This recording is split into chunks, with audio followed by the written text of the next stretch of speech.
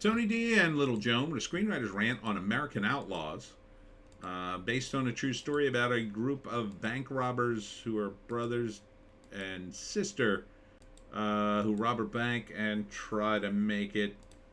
It's typical sad crime doesn't pay kind of story. Smash like and subscribe. Thank you for smash liking and subscribing. Check out my books. Links in the description. Comedy horror in South Jersey. It's the Pineys. Books 1 through 10 available at Amazon.com. Don't forget Kindle Unlimited is free. I want to say this takes place like in the 90s. It looks like maybe. So I don't know. They rob a bank. They become famous outlaws. They come up with a terrible plan to get across the border, and I don't think it works. It's based on a true story, and I'm not sure. Written and directed by Sean McEwen. Is that his name? McEwen. It looks like it's well done. New York Tag. So I guess they were out of New York. Yeah, they were just a bunch of poor kids who decided to rob a bank. I kind of feel sorry for them on one hand. I think a movie like this, it could resonate now because people are kind of broke. Their lives are being slowly suffocated by economics, so they can relate to these characters, and then you could watch their downfall. They had this moment of like, oh, we're famous and we've got some money and we're on the road, but eventually it all comes crashing down, right? Coming soon. So I basically just gave you the 3-act structure right there. Let's see. Do we get the credits here? I think we do. Come on. There you go. Yeah, written and directed by Sean McEwen. Also one of the producers. Yeah, that's about it. I don't recognize any of the cast. Oh, wait. Yes, I do. Treat Williams is in it. So, I didn't even see him in the trailer. He must be one of the cops because he's older now. Yeah. So, is that him? That's him. Oh, I didn't even recognize him. Okay, that's Treat Williams there. Been a while since I saw him. So, yeah, I mean, this seems fine. You know? Seems like a very typical kind of drama about a bank robbing family, and they're super poor, and you feel bad for him, and you kind of want him. Yeah, that is him. Yeah, you feel bad for him. You want him. You kind of want him to escape, but you know they're doomed. So first act, they're terribly poor. They're kind of happy, but they're not. Maybe they're on the verge of eviction, something like that, and they just say, screw it, let's just rob a bank. And then they do it, and for the first time in their lives, they feel alive. Like, they practice, and it works out at first. But almost immediately, they figure out who they are, and they put out an APB, and now they're on the run, right? So for a while, they keep escaping. They keep dodging the cops, but they accumulate more crimes, and now they realize they're in deep. They got to get across the border. And so most of the second act is them on the run, maybe flashbacks into their lives, and eventually they realize we're so effed. We are going to jail for a very long time. We've done too many things. They're going to catch us. We're never going to get across the border. And then the choice is, do we go down shooting, or do we surrender and go to jail and live? So how does it end? I don't know. I don't know the true story. They don't really give it away.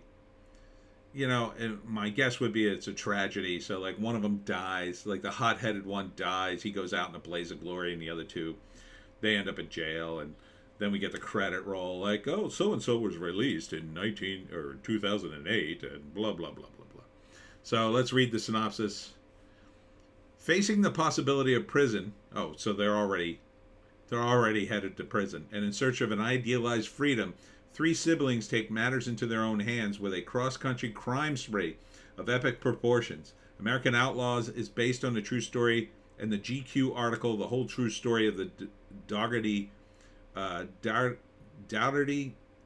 Dougherty? Dougherty Gang by Kathy Doby. The film is written and directed by Sean McEwen, Breaking for Wales and Sick Girl. I don't know those movies. The cast includes Emery Cohen, India Isley, Sam Strike, Treat Williams, and Tess Harper also star. Tess Harper sounds familiar. American Outlaws will have a world premiere in 2023 Santa Barbara International Film Festival. So they might still be looking for distribution. It looks fine. I mean, it looks solid.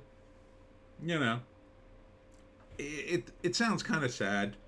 So, you know, it sounds like it's going to end badly for these three. Like, I'd like to see a movie in which, you know, my preferred movie in this sort of subgenre would be like three wacky outlaws and they don't hurt anybody and they somehow get away. But the reality is that never happens, right? Because they have guns and eventually the guns start getting shot and somebody gets shot and injured and it escalates and eventually somebody gets killed, you know? And that's not good. That's not good in reality.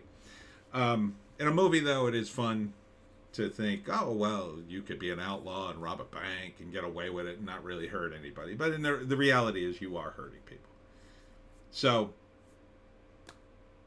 you know, would I see this? I mean, maybe it is in a crime genre, but it's not fun crime. It's not fantasy crime. I prefer a little more fantastical elements. I don't want anything too close to home. I mean, this sounds like it's going to be, yeah, it's not going to be good. They're going to go to prison. Sounds like they were on their way to prison. That makes it way worse. Oh, man. So you were waiting sentencing, and then you robbed a bunch of banks and went on a cross-country crime spree? I mean, yeah, that puts you in the federal pen. You're F. So I guess the end credits of this would be they're still in prison or died in prison. You know, maybe one of them got out, testified against the others. Who knows what happened in reality?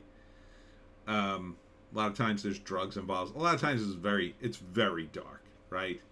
Because when you think about people who are driven to crime, yeah, usually their lives are so effed up and that they're really not thinking clearly.